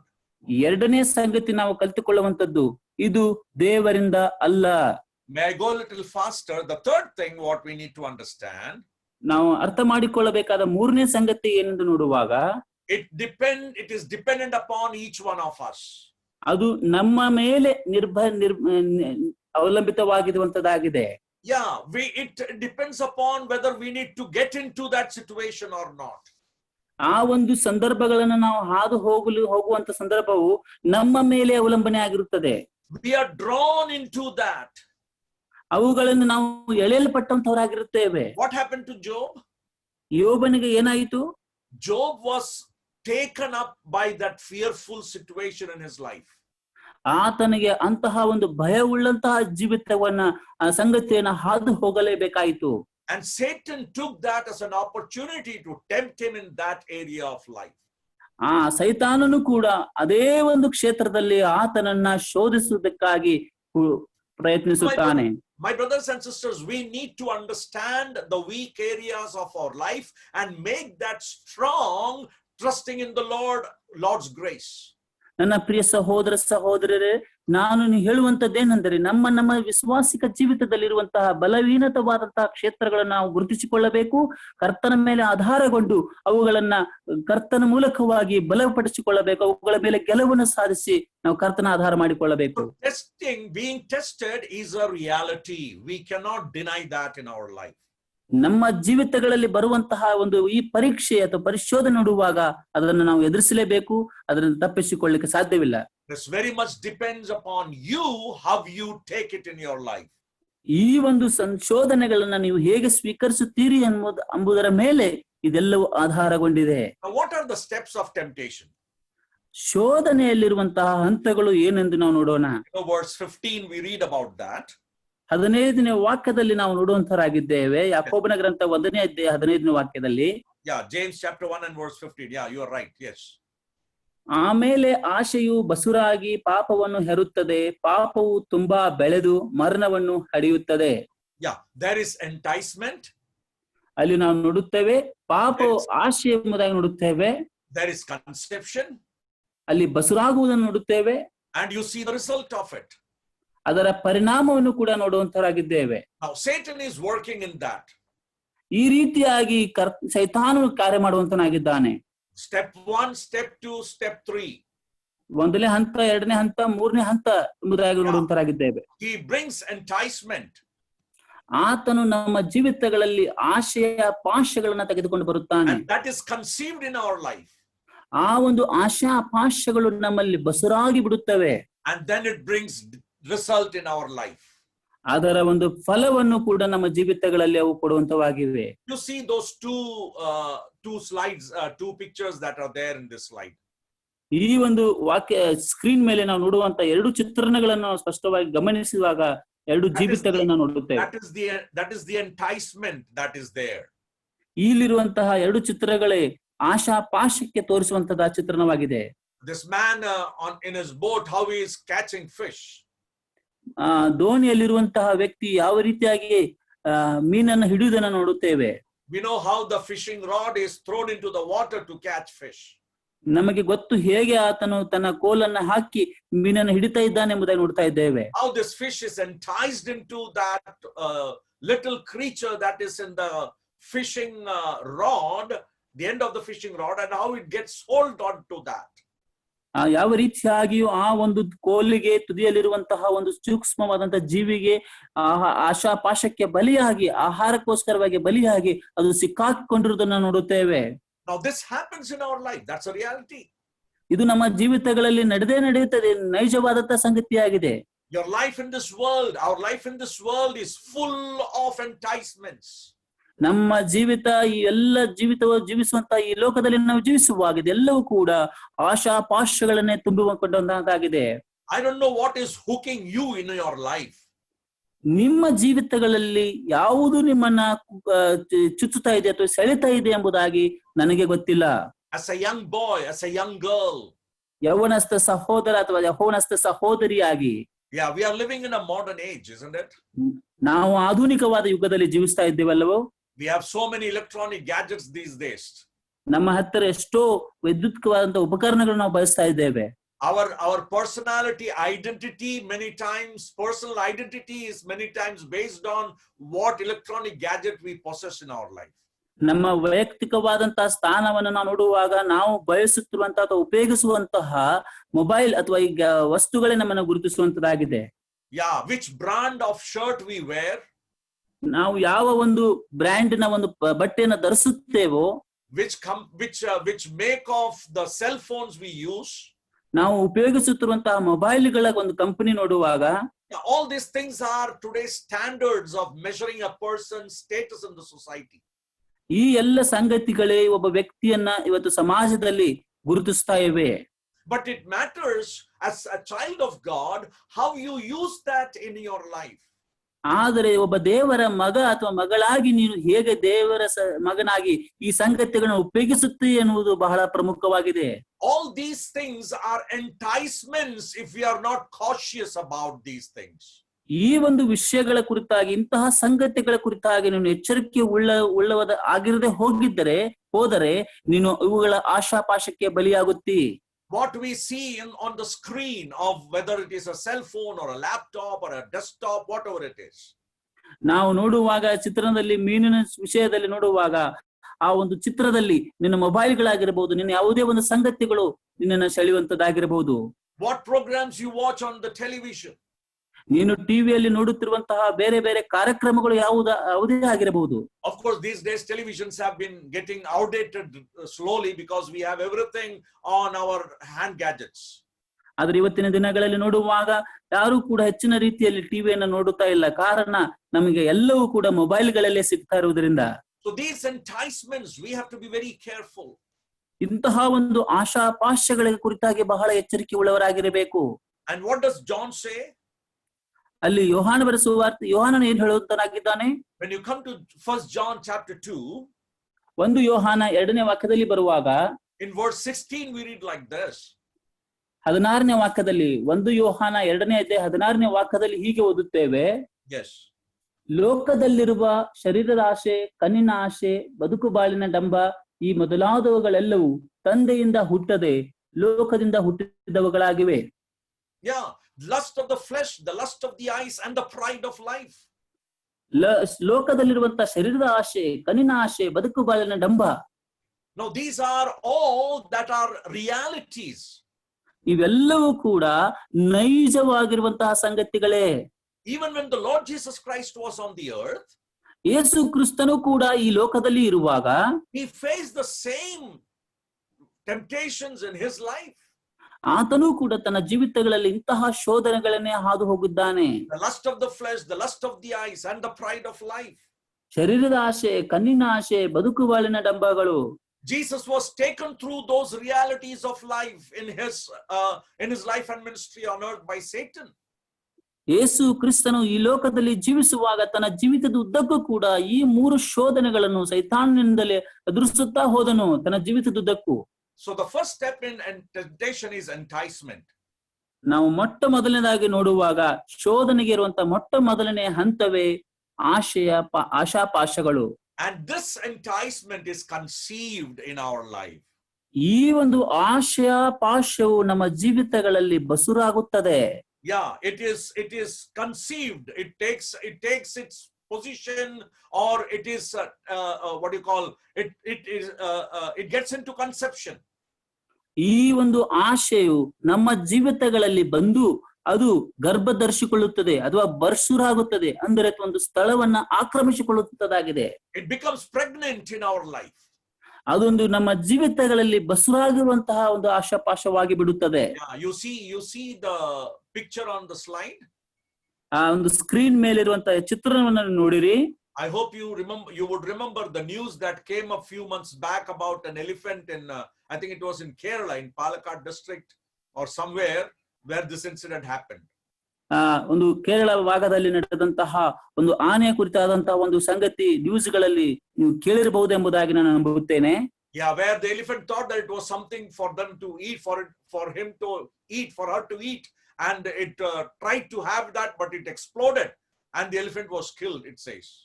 ಇಲ್ಲಿ ನಾವು ನೋಡುತ್ತೇವೆ ಆ ಘಟನೆ ಏನೆಂದು ನೋಡುವಾಗ, ಆಹಾರವನ್ನ ಬಯಸಿ ಒಂದು ಆ ವಸ್ತು ಹತ್ರ ಹೋದಾಗ ಅದು ವಸ್ತುವನ್ನ ತಿನ್ನಲಿಕ್ಕೆ ಪ್ರಯತ್ನಿಸುವಾಗ ಅದು ಬ್ಲಾಸ್ಟ್ ಆಗಿ ಆ ಒಂದು ಆನೆಯು ಸತ್ತು ಹೋಗುವಂತದ ಸಂಗತಿ ನಾವು ಕೇಳಿದ್ದೇವೆ. Now this is what is happening with sin when we get into the lust of the flesh, the lust of the eyes, and the pride of life. ಹೀಗೆ ಇದೇ ಆಗುವಂತದ್ದಾಗಿದೆ. ನಾವು ಶರೀರದ ಆಶೆ, ಕಣ್ಣಿನ ಆಶೆ, ಬದುಕು ಬಾಳಂಬಕ್ಕೆ ಹೋಗುವಾಗ ಇದೇ ರೀತಿಯಾದಂತಹ ಸನ್ನಿವೇಶ ನಾವು ಅನುಭವಿಸುತ್ತೇವೆ. Satan is trying to put these little things in our life. ಸೈತಾನನು ಈ ಎಲ್ಲ ಚಿಕ್ಕ ಚಿಕ್ಕ ಸಂಗತಿಗಳನ್ನು ನಮ್ಮ ಜೀವಿತಗಳಲ್ಲಿ ಇರಲಿಕ್ಕೆ ಬಯಸುವಂತವನಾಗಿದ್ದಾನೆ. I don't know if you have if you know the philosophy or the teaching of the Hindu burial or the funeral procession that takes place. ಒಂದು ಸಂಪ್ರದಾಯದ ಪ್ರಕಾರವಾಗಿ ಶವ ಸಂಸ್ಕಾರದ ಕುರಿತಾಗಿ ನೀವು ಗಮನಿಸಿದ್ದೀರಿ ಅಥವಾ ಇಲ್ಲೋ ಎಂಬುದಾಗಿ ನಾನು ನಂಬುತ್ತೇನೆ. I don't know if you have that practice in South India, but here we have, when the dead body is carried to the what do you call, to the cemetery or to the graveyard, not the graveyard, the funeral place. ಒಂದು ಉತ್ತರ ಭಾಗದಲ್ಲಿ ನಾವು ನೋಡುವಾಗ ಉತ್ತರ ಭಾರತದಲ್ಲಿ ಕೆಲವೊಂದು ಸಂಪ್ರದಾಯಗಳಿವೆ. ಅದನ್ನ ದಕ್ಷಿಣ ಭಾರತದಲ್ಲಿ ಇದೆ ಇಲ್ಲೋ ಎಂಬುದಾಗಿ ನನಗೆ ಗೊತ್ತಿಲ್ಲ. ಆದರೆ ಒಂದು ಹೆಣವನ್ನು ಸ್ಮಶಾನಕ್ಕೆ ಸಮಾಧಿ ಮಾಡೋದಕ್ಕಾಗಿ ಕರೆದುಕೊಂಡು ಹೋಗುವಾಗ they throw coins and rice flakes on the way. ಆ ಒಂದು ಶವದ ಮೇಲೆ ಅವರು ನಾಣ್ಯಗಳನ್ನು ಎಸೆಯುವಂತವರಾಗಿದ್ದಾರೆ. ಆ ಒಂದು ಅನ್ನದ ಉಂಡೆಗಳನ್ನು ಎಸೆಯುವಂತವರಾಗಿದ್ದಾರೆ. Have you seen the practice there, Pradeep? No uncle, no. No, yeah, they throw rice flakes and other things, flower petals and all. ಈಗ ಹೆಣವನ್ನು ತೆಗೆದುಕೊಂಡು ಹೋಗುವಾಗ ಅವರ ಮೇಲೆ ನಾಣ್ಯಗಳನ್ನು, ದುಡ್ಡನ್ನು ಎಸೆಯುತ್ತಾರೆ. ಅವರ ಮೇಲೆ ಆಹಾರವನ್ನು ಎಸೆಯುವಂತವರಾಗಿದ್ದಾರೆ, ಹೂವನ್ನು ಕೂಡ ಎಸೆಯುವಂತವರಾಗಿದ್ದಾರೆ. You know what is the belief behind that? ಅದರ ಹಿಂದೆ ಇರುವಂತಹ ನಂಬಿಕೆ ಏನು ನಿಮಗೆ ಗೊತ್ತಾ? You know, they believe that when the body is taken, the Yamdut or the angel of death is following the dead body to take the soul of the body. ಅವರ ನಂಬಿಕೆ ಏನಂದ್ರೆ ಆ ಒಂದು ಶವದಲ್ಲಿರುವಂತಹ ಒಂದು ಆತ್ಮವನ್ನ ಕರೆದುಕೊಂಡು ಹೋಗಲಿಕ್ಕೆ ಯಮದೂತರು ಬಂದಿರುತ್ತಾರೆ ಎಂಬುದಾಗಿ ನಂಬುತ್ತಾರೆ.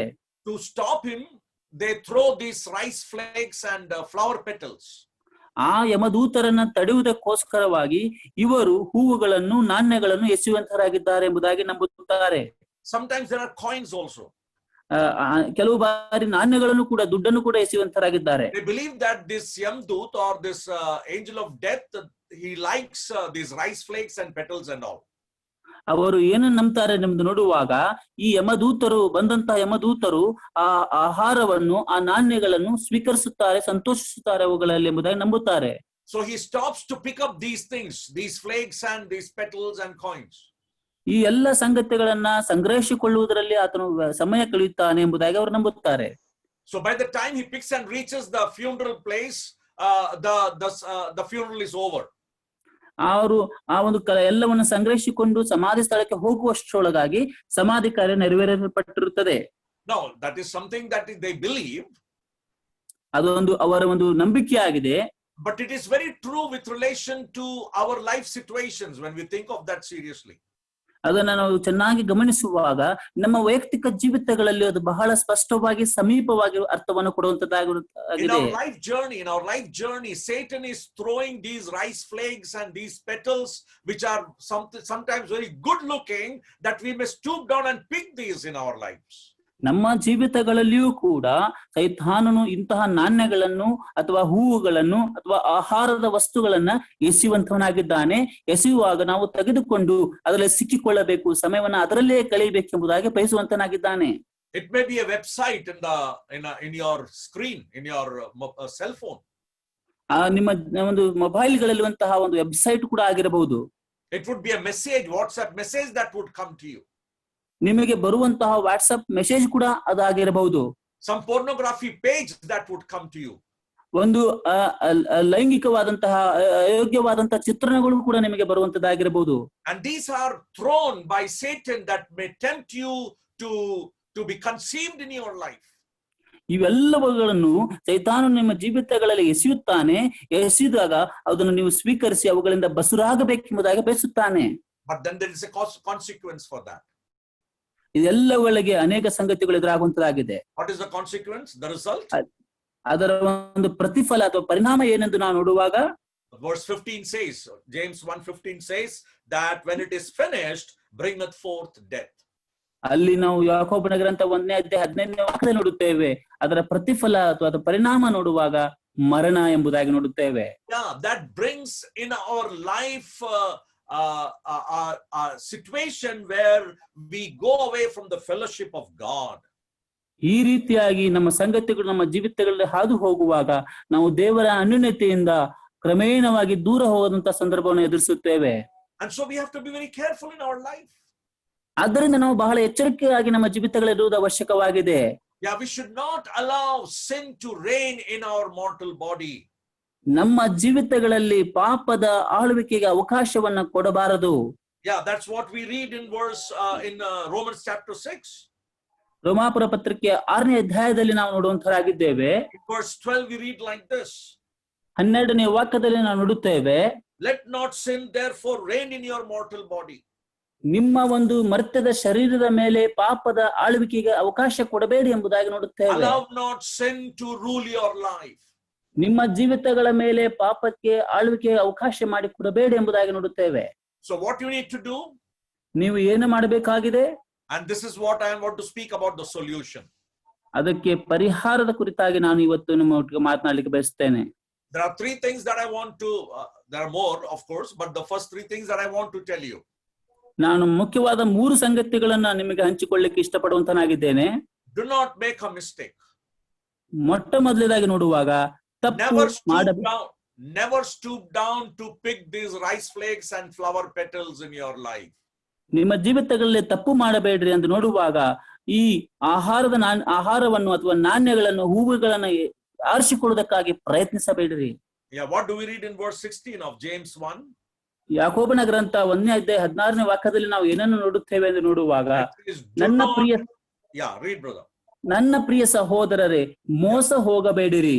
Yeah, do not err my beloved brethren. ದೇವರ ವಾಕ್ಯದಲ್ಲಿ ನೋಡುತ್ತೇವೆ, ನನ್ನ ಪ್ರಿಯ ಸಹೋದರರೇ, ಮೋಸ ಹೋಗಬೇಡಿರಿ. Yeah, there are three things which I told you. Do not make mistake. ಮೊದಲನೇದಾಗಿ ನಾವು ನೋಡುವಾಗ ತಪ್ಪು ಅಥವಾ ಪಾಪ ಮಾಡಬೇಡ್ರಿ ಎಂಬುದಾಗಿ. Control your thought life. ಎರಡನೇದಾಗಿ ನಿಮ್ಮ ಆಲೋಚನಾ ಒಂದು ಜೀವಿತವನ್ನು ನಿಯಂತ್ರಿಸಿಕೊಳ್ಳಿರಿ. And never tolerate or reason with sin. ಈ ಒಂದು ಪಾಪವನ್ನ ಎಂದಿಗೂ ಕೂಡ ಸಹಿಸಿಕೊಳ್ಳಕ್ಕೆ ಹೋಗಬೇಡ್ರಿ. Do not make mistakes. ತಪ್ಪುಗಳನ್ನು ಮಾಡಬೇಡಿರಿ. Yeah, never choose things that would take you to commit sin. ನಿಮ್ಮ ಜೀವಿತಗಳಲ್ಲಿ ಪಾಪಕ್ಕೆ ನಡೆಸುವಂತ ಯಾವ ಸಂಗತಿಗಳನ್ನು ಕೂಡ ನೀವು ಆರಿಸಿಕೊಳ್ಳಬೇಡಿರಿ. You see those two pictures there.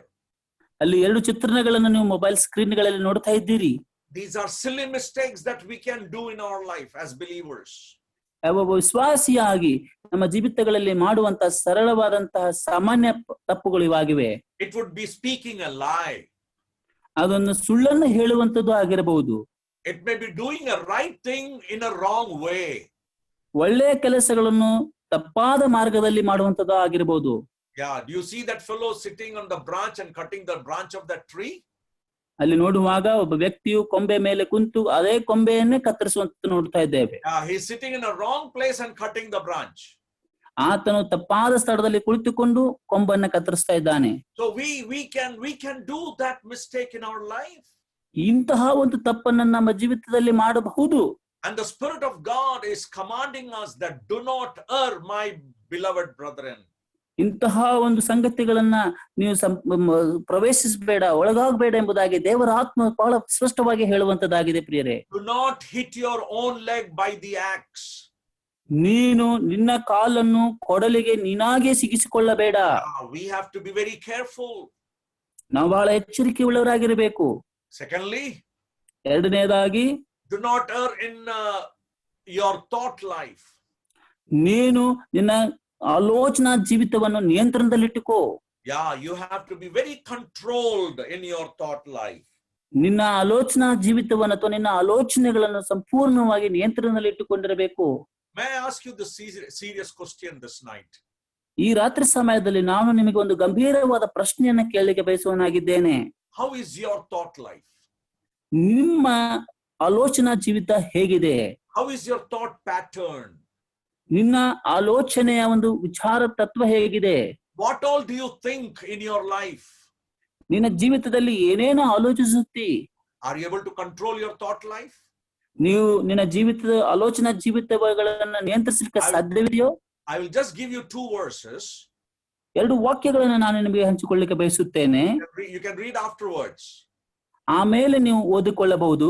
Philippians chapter 4, ಫಿಲಿಪಿಯನ್ ಪತ್ರಿಕೆ 4ನೇ ಅಧ್ಯಾಯ verses 8 and 9. 8 ಮತ್ತು 9ನೇ ವಾಕ್ಯ ಭಾಗ. Yeah, Philippians 4, verses 8 and 9. ಫಿಲಿಪಿಯರ ಪತ್ರಿಕೆ 4ನೇ ಅಧ್ಯಾಯ 8 ಮತ್ತು 9ನೇ ವಾಕ್ಯ ಭಾಗ. And then 2 Corinthians 2 ಕೊರಿಂಥದ ಪತ್ರಿಕೆ chapter 10 10ನೇ ಅಧ್ಯಾಯ and verse 5. 5ನೇ ವಾಕ್ಯ. Yeah, there though it is in a different context, but Paul is saying what he does with his imaginations. ಈ ಒಂದು ಆಲೋಚನೆಯ ಜೀವಿತದ ಕುರಿತಾಗಿ ಪೌಲನು ಏನು ಮಾಡುತ್ತಾನೆ ಎಂಬುದಾಗಿ ಸ್ಪಷ್ಟವಾಗಿ ಆತನೇ ಹೇಳುವಂತನಾಗಿದ್ದಾನೆ. 2 Corinthians chapter 10 and verse 5 speaking about the ministry. ಅಲ್ಲಿ 2 ಕೊರಿಂಥ 10ನೇ ಅಧ್ಯಾಯ 5ನೇ ವಾಕ್ಯದಲ್ಲಿ ಸೇವೆ ಕುರಿತಾಗಿ ಆತನು ಹೇಳುವಂತನಾಗಿದ್ದಾನೆ. But then he is speaking also about the thought pattern. ಅದರೊಟ್ಟಿಗೆ ಆತನು ಒಂದು ಆಲೋಚನಾ ಜೀವಿತದ ಕುರಿತಾಗಿ ಕೂಡ ಹೇಳುವಂತನಾಗಿದ್ದಾನೆ.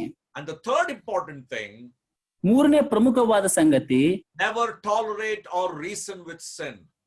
ಯಾವ ಕಾರಣಕ್ಕೂ ಕೂಡ ಪಾಪವನ್ನು ಸಹಿಸಬೇಡ ಅಥವಾ ಪಾಪಕ್ಕೆ ಮರೆಮಾಚಬೇಡ. Or in other words, ಇನ್ನೊಂದು ಅರ್ಥದಲ್ಲಿ ಹೇಳುವಾಗ, do not put your head into lion's mouth. ನೀನು ನಿನ್ನ ಕೈಯನ್ನು ಸಿಂಹದ ಬಾಯಿಯೊಳಗೆ ಇಡಬೇಡ. Yeah, never do that in your life. ಅದನ್ನ ಯಾವಾಗಲೂ ಮಾಡಲೇಬಾರದು ನಿನ್ನ ಜೀವಿತದಲ್ಲಿ. Learn to flee away from sin in your life. ನಿನ್ನ ಜೀವಿತಗಳಲ್ಲಿ ಪಾಪದಿಂದ ದೂರ ಓಡಿ ಹೋಗುವಂತ ಸಂಗತಿಯ ಅನುಭವವನ್ನ ಕಲಿತುಕೋ. Never try to confront sin in your life. ನಿನ್ನ ಜೀವಿತಗಳಲ್ಲಿ ಪಾಪಕ್ಕೆ ಒಳಗಾಗುವ ಸಂಗತಿಗೆ ಹೋಗಬೇಡ. In 2 Timothy chapter 2 2 ತಿಮೋಥಿ ಪತ್ರಿಕೆ 2ನೇ ಅಧ್ಯಾಯದಲ್ಲಿ ನೋಡುತ್ತೇವೆ. and verse 22. 22ನೇ ವಾಕ್ಯದಲ್ಲಿ. I want Pradeep you to read that. 2 Timothy 2ನೇ ಅಧ್ಯಾಯ 22ನೇ ವಾಕ್ಯದಲ್ಲಿ ನೋಡುತ್ತೇವೆ. Yeah. ನೀನು ಯೌವನದ ಇಚ್ಛೆಗಳಿಗೆ ದೂರವಾಗಿರು. Yes. ನೀತಿ, ವಿಶ್ವಾಸ, ಪ್ರೀತಿ ಮತ್ತು ಸಮಾಧಾನವನ್ನು ಸಂಪಾದಿಸುವುದಕ್ಕೆ ಶುದ್ಧ ಹೃದಯವುಳ್ಳವರಾಗಿ ಕರ್ತನನ್ನು ಬೇಡಿಕೊಳ್ಳುವರ ಸಂಗಡ ಪ್ರಯಾಸ ಪಡು. Yes, with a pure heart calling upon the Lord. ಶುದ್ಧ ಹೃದಯವುಳ್ಳವರಾಗಿ ಕರ್ತನನ್ನು ಬೇಡಿಕೋ. What you need to do? ನೀನು ಏನು ಮಾಡಬೇಕಾಗಿದೆ? You need to run away from sin. ಪಾಪದಿಂದ ದೂರ ಓಡಿ ಹೋಗಬೇಕಾಗಿದೆ. As Joseph ran away from Potiphar's house. ಯಾವ ರೀತಿಯಾಗಿ ಯೋಸೇಫನು ಪೋತಿಫರನ ಮನೆಯಿಂದ ಓಡಿ ಹೋದನೋ ಹಾಗೆ ಓಡಿ ಹೋಗಬೇಕಾಗಿದೆ. What a great young man he was. ಎಷ್ಟು ಶ್ರೇಷ್ಠವಾದಂತ ಯವನಸ್ಥನ ಆತನಾಗಿದ್ದನು. He learned to run away from sinful state. ಆತನು ತನ್ನ ಜೀವಿತದಲ್ಲಿ ಪಾಪದಿಂದ ಓಡಿ ಹೋಗುವಂತ ಸಂಗತಿಯನ್ನು ಕಲಿತುಕೊಂಡಿದ್ದನು. So may God strengthen us in our lives. ದೇವರು ತಾನೇ ನಮಗೆ ಸಹಾಯ ಮಾಡಲಿ. May God strengthen you in your life. ದೇವರು ತಾನೇ ನಿಮಗೂ ನಮಗೂ ಕೂಡ ಸಹಾಯ ಮಾಡಲಿ. God has given you grace. ದೇವರು ನಿಮಗೆ ಕೃಪೆಯನ್ನು ಕೊಟ್ಟಿದ್ದಾನೆ. Use that grace in your life. ನಿಮ್ಮ ಜೀವಿತಗಳಲ್ಲಿ ಆ ಕೃಪೆಯನ್ನು ಆಶ್ರಯಿಸಿಕೊಳ್ಳಿರಿ. To overcome temptations in your life. ನಿಮ್ಮ ಜೀವಿತಗಳಲ್ಲಿ ಎದುರಾಗುವ ಶೋಧನೆಗಳನ್ನು ಜಯಿಸುವುದಕ್ಕಾಗಿ. Temptation is a reality. ಶೋಧನೆಯು ನೈಜವಾಗಿರುವಂತದ್ದು. But then that reality has to be understood and we should avoid the steps to that reality. ಆ ಒಂದು ನೈಜತವಾದಂತಹ ಶೋಧನೆಯನ್ನು ಅರ್ಥೈಸಿಕೊಳ್ಳಬೇಕು. ಅದರ ಹಂತಗಳನ್ನು ನಾವು ಬಿಡುಗಡೆ ಹೊಂದಬೇಕು. And we need to follow this solution that is mentioned to us in our lives. ಅದರೊಟ್ಟಿಗೆ ನಾವು ನಮ್ಮ ಈ ಪರಿಹಾರಕವಾದಂತಹ ತತ್ವಗಳನ್ನು ಕೂಡ ನಮ್ಮ ಜೀವಿತಗಳಲ್ಲಿ ಅಳವಡಿಸಿಕೊಳ್ಳಬೇಕು. There are many other solutions. ಇದರೊಟ್ಟಿಗೆ ಇನ್ನು ಅನೇಕವಾದಂತಹ ಅಂಶಗಳು, ಪರಿಹಾರಕ ಅಂಶಗಳು ಇವೆ. But my time is already up. ಸಮಯದ ಅಭಾವಕ್ಕಿರುವ ಕಾರಣ. But I just want to repeat these 3 solutions that the Lord has placed before us. ನಮ್ಮ ಮುಂದೆ ದೇವರು ತಾನೇ ಇಟ್ಟಿರುವಂತಹ ಈ 3 ಪರಿಹಾರದ ವಿಷಯವಾಗಿ ಮತ್ತೊಂದು ಆವರ್ತಿ ನಾನು ಎಚ್ಚರಿಸುವಂತನಾಗಿದ್ದೇನೆ. Do not make mistakes. ತಪ್ಪು ಮಾಡಬೇಡ. Control your thought life. ಎರಡನೇದಾಗಿ ನಿನ್ನ ಆಲೋಚನಾ ಜೀವಿತವನ್ನು ನಿಯಂತ್ರಣದಲ್ಲಿಟ್ಟುಕೋ. Never tolerate with sin or reason with sin. ಮೂರನೇದಾಗಿ ಯಾವ ಕಾರಣಕ್ಕೂ ಕೂಡ ಪಾಪವನ್ನು ಸಹಿಸಬೇಡ ಅಥವಾ ಪಾಪವನ್ನ ಮರೆಮಾಚಬೇಡ. Flee, run away from youthful lust. ಯೌವನ ಇಚ್ಛೆಗಳಿಂದ ದೂರವಾಗಿ ಓಡಿ ಹೋಗು. Have you ever been chased by a dog in your life? ನಿಮ್ಮ ಜೀವಿತಗಳಲ್ಲಿ ಎಂದಾದರೂ ನಾಯಿಯಿಂದ ಅಟ್ಟಿಸಿಕೊಂಡ ಅನುಭವ ಇದೆಯಾ? What will you do if a dog is chasing you? ಯಾವಾಗ ನಾಯಿ ನಿಮ್ಮನ್ನು ಅಟ್ಟಿಸಿಕೊಂಡು ಬರುವಾಗ ನೀವು ಏನು ಮಾಡುತ್ತೀರಿ? Will you turn around and stand? ಅಲ್ಲಿ ತಿರುಗಿಕೊಂಡು ನಾಯಿಗೆ ಎದುರಾಗಿ ನಿಂತುಕೊಳ್ಳುತ್ತೀರೋ? I don't think so. ಹಾಗೆ ಮಾಡುವುದಿಲ್ಲ ಎಂಬುದಾಗಿ ನಾನು ನಂಬುತ್ತೇನೆ. You will shout and run for life. ನೀವು ಜೋರಾಗಿ ಕಿರಿಚಿಕೊಂಡವರಾಗಿ ಜೀವವನ್ನು ಕಾಪಾಡಿಕೊಳ್ಳುವುದಕ್ಕಾಗಿ ಓಡಿ ಹೋಗುವಂತವರಾಗಿದ್ದೇವೆ. That is what God is expecting when sin is following us, or we are faced with sin in our life. ನಾವು ಕೂಡ ನಮ್ಮ ಜೀವಿತಗಳಲ್ಲಿ ಪಾಪವನ್ನು ಎದುರಿಸುವಾಗ ಹೀಗೆ ಇರಬೇಕು ಎಂಬುದಾಗಿ ದೇವರು ಬಯಸುವಂತನಾಗಿದ್ದಾನೆ. Learn to control your thought life. ನೀವು ನಿಮ್ಮ ಆಲೋಚನಾ ಜೀವಿತವನ್ನು ನಿಯಂತ್ರಣದಲ್ಲಿಟ್ಟುಕೊಳ್ಳಿರಿ. Brothers and sisters, you cannot avoid birds flying over your heads. ಪ್ರಿಯ ಸಹೋದರ ಸಹೋದರರೇ, ನಿಮ್ಮ ತಲೆಯ ಮೇಲೆ ಪಕ್ಷಿಗಳು ಹಾರಾಡುವುದನ್ನು ನೀವು ನಿಯಂತ್ರಿಸಲಿಕ್ಕೆ ಸಾಧ್ಯವಿಲ್ಲ. I don't say thoughts will not come. ನಾನು ಈ ರೀತಿಯಾಗಿ ಹೇಳುವುದಿಲ್ಲ ಆಲೋಚನೆ ಬರುವುದೇ ಇಲ್ಲ ಎಂಬುದಾಗಿ. It will come. ಅದು ಬಂದೇ ಬರುತ್ತದೆ. But never allow birds to build nest on your head. ಆದರೆ ಆ ಒಂದು ಪಕ್ಷಿಗಳು ನಿಮ್ಮ ತಲೆಯ ಮೇಲೆ ಗೂಡನ್ನ ಕಟ್ಟದಂತೆ ಅವಕಾಶ ಕೊಡಬೇಡ್ರಿ. Never develop thoughts in your mind. Take it away immediately. ತಕ್ಷಣವೇ ಅಂತಹ ಆಲೋಚನೆಗಳನ್ನ ನಿಮ್ಮ ತಲೆಯಿಂದ ತೆಗೆದು ಹಾಕಿ ಬಿಡಿರಿ. May God bless His word to our hearts. ದೇವರು ತಾನು ಈ ವಾಕ್ಯ ಭಾಗವನ್ನು ನಮಗೋಸ್ಕರ ಆಶೀರ್ವದಿಸಲಿ. Thank you for your patient listening. ತುಂಬಾ ಧನ್ಯವಾದಗಳು ನಿಮ್ಮ ತಾಳ್ಮೆಗಾಗಿ. I'm sure the Lord was speaking to our hearts. ನಾನು ನಂಬುತ್ತೇನೆ ದೇವರು ತಾನೇ ನಮ್ಮ ಹೃದಯದೊಟ್ಟಿಗೆ ಮಾತನಾಡಿದ್ದಾನೆ ಎಂಬುದಾಗಿ. Let us learn to live on this earth with a prayerful heart, overcoming temptations in our life, trusting in the grace of God. ನಾವು ಕೂಡ ನಮ್ಮ ಜೀವಿತಗಳಲ್ಲಿ ಪ್ರಾರ್ಥನಾ ಪರ ಜೀವಿಸುತ್ತಾ ನಮ್ಮ ಜೀವಿತಗಳಲ್ಲಿ ಶೋಧನೆಯನ್ನು ಜಯಿಸುವಂತಹ ಜೀವಿತವನ್ನು ಜೀವಿಸುವುದಕ್ಕಾಗಿ ದೇವರು ತಾನೇ ಕೃಪೆಯನ್ನು ಕೊಡಲಿ.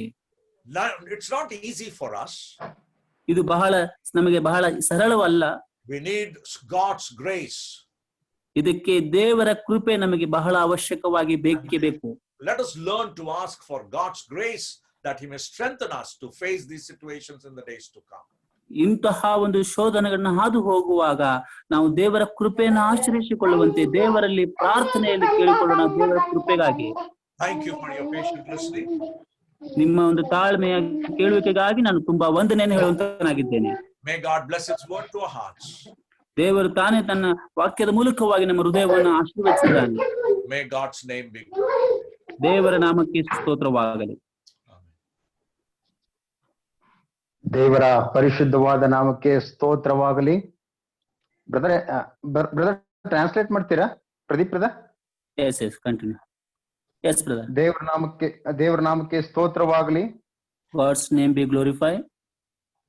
ಕೂಡಿ ಬಂದಂತ ನಮ್ಮೆಲ್ಲರಿಗೂ So as we are gathered here, ದೇವರ ಮಕ್ಕಳಾದಂತ ನಾವು, ವಿಶ್ವಾಸಿಗಳಾದಂತ ನಾವು ಒಂದಲ್ಲ ಒಂದು ರೀತಿಯಲ್ಲಿ ನಾವು ಈ ಶೋಧನೆಗಳಿಗೆ ಒಳಗಾಗುವಂತವರಾಗಿದ್ದೇವೆ.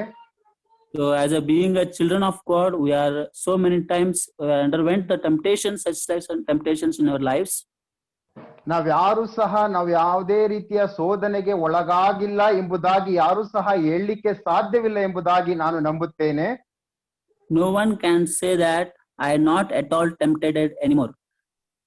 ಪ್ರಿಯ ದೇವರ ಸೇವಕರು ಶೋಧನೆಯನ್ನ ಯಾವ ರೀತಿಯಲ್ಲಿ ಎದುರಿಸುವುದು ಮತ್ತು ಯಾವ ರೀತಿಯಲ್ಲಿ ಜಯಿಸುವುದು ಎಂಬುದನ್ನು ಸ್ಪಷ್ಟವಾದ ರೀತಿಯಲ್ಲಿ ದೇವರ ವಾಕ್ಯದ ಮುಖಾಂತರವಾಗಿ ನಮಗೆ ತಿಳಿಸಿದ್ದಾರೆ. Brother clearly explained and given a well teaching about how to overcome the temptation and the steps of overcoming temptation also they have explained very nicely for us. ನಾವು ಈ ಲೋಕದಲ್ಲಿ ಇರುವಾಗಲೇ ಈ ಶೋಧನೆಗಳನ್ನ ಜಯಿಸಬೇಕಾಗಿರುವಂತದ್ದಾಗಿದೆ. So being in the world only we should overcome this type of the temptations. ನಮ್ಮ ಕರ್ತನಾದಂತ ಯೇಸು ಕ್ರಿಸ್ತನು ಸಂಪೂರ್ಣವಾಗಿ ಮಾನವನಾಗಿದ್ದನು. When Lord Jesus Christ was a completely man. ಅದೇ ರೀತಿಯಲ್ಲಿ ದೇವರಾಗಿದ್ದನು. So completely he was God also. ಆತನಿಗೆ ಬರುವಂತ ಎಲ್ಲಾ ಶೋಧನೆಗಳನ್ನ ಆತನು ಜಯಿಸಿದಂತ ದೇವರು. So he had overcome all the temptations which comes under his life. ಆದ್ರಿಂದ ದೇವರ ಸಹಾಯ ಕೃಪೆ ನಮಗಿರುವುದಾದರೆ ನಾವು ಸಹ ಈ ಶೋಧನೆಗಳನ್ನ ಎದುರಿಸಬಹುದು ಮತ್ತು ಜಯಿಸಬಹುದು. By God's grace only we can overcome and victory over such type of the temptations which comes in our lives. ಮುಖ್ಯವಾಗಿ ಯೌವನಸ್ಥರಾದಂತ ನಮಗೆ ಈ ರೀತಿಯಾದಂತ ವಾಕ್ಯಗಳನ್ನ ತಂದಂತ ದೇವರ ಸೇವಕರಿಗೆ ಈ ಕೂಟದ ಪರವಾಗಿಯೂ ಕೂಡಿ ಬಂದಂತೆ ಎಲ್ಲರ ಪರವಾಗಿಯೂ ಕರ್ತನಾದಂತ ಯೇಸು ಕ್ರಿಸ್ತನ ಹೆಸರಿನ ಮುಖಾಂತರವಾಗಿ ವಂದನೆಗಳನ್ನ ಕೃತಜ್ಞತೆಗಳನ್ನ ತಿಳಿಸುವಂತವರಾಗಿದ್ದೇವೆ. We are very thankful to brother for sharing the word of the God, especially for the youths in this evening. And we are very thankful in the Lord Jesus Christ.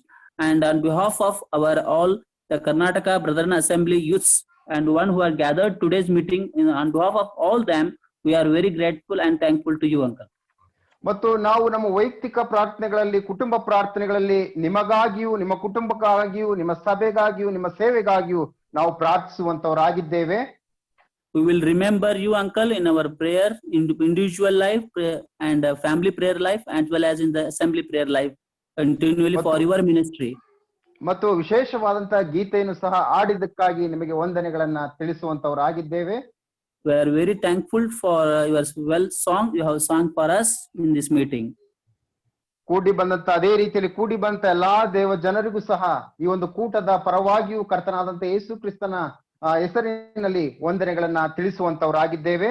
We are very thankful to all brothers and sisters who are gathered for this evening meeting. ಈ ಸಂದೇಶ record ಆಗಿರುತ್ತದೆ. So this message is being recorded. ಮತ್ತೊಂದು ಸಾರಿ ನಮಗೆ ಕೇಳಲಿಕ್ಕೂ ಸಹ ಅವಕಾಶಗಳು ಇರುವಂತದ್ದಾಗಿದೆ YouTube ನಲ್ಲಿ. So we can once again listen the same message by YouTube. ಮತ್ತು ನಿಮ್ಮ ಸ್ನೇಹಿತರಿಗೂ ಸಹ ಈ ಒಂದು ಸಂದೇಶವನ್ನ ಅವರಿಗೂ ಸಹ ಕಳಿಸಿಕೊಡ್ರಿ. Then you have to share these messages to your friends. ಅವರು ಸಹ ಇದನ್ನ ಕೇಳಿ ದೇವರ ಮಹಿಮೆಗೋಸ್ಕರವಾಗಿ ನಾವೆಲ್ಲರೂ ಜೀವಿಸುವಂತವರಾಗಿರೋಣ. Let them listen the word of the God and let we all together live a godly life. ಮತ್ತೊಂದು ಆವರ್ತಿ ಸೇವಕರಿಗೂ ಹಾಗೂ ಕೂಡಿ ಬಂತ ಎಲ್ಲಾ ದೇವ ಜನರಿಗೂ ಕರ್ತನಾದಂತ ಯೇಸು ಕ್ರಿಸ್ತನಲ್ಲಿ ವಂದನೆಯನ್ನ ತಿಳಿಸ್ತೇವೆ. Finally, we thank to all, especially for the Lord's servant, and along with that one who are gathered here, everybody we are thankful to you. ಈ ಒಂದು ಕೂಟದ ಮುಕ್ತಾಯದ ಪ್ರಾರ್ಥನೆಯನ್ನ ಸಹೋದರರಾದಂತ ಎನೋಸ್ ಅವರು ಮುಕ್ತಾಯದ ಪ್ರಾರ್ಥನೆಯನ್ನ ಮಾಡುವಂತವರಾಗಿದ್ದಾರೆ. I request Brother Enosh to conclude this meeting with the prayer. ಪ್ರಾರ್ಥನಾ ಕರೆಂಗೆ. ಪರಲೋಕದ ದೇವರೇ, ನಿನ್ನ ನಾಮಕ್ಕೆ ನಾವು ಸ್ತೋತ್ರ ಮಾಡ್ತೇವೆ ಸ್ವಾಮಿ.